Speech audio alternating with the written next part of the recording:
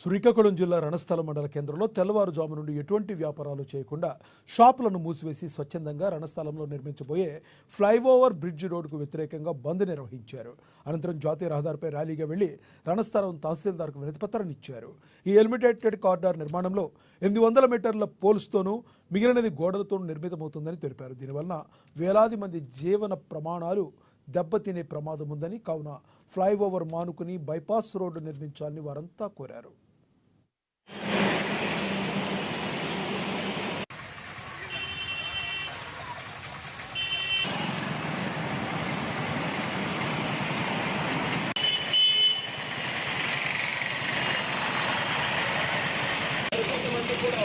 ఎప్పుడైనా కూడా రోడ్డు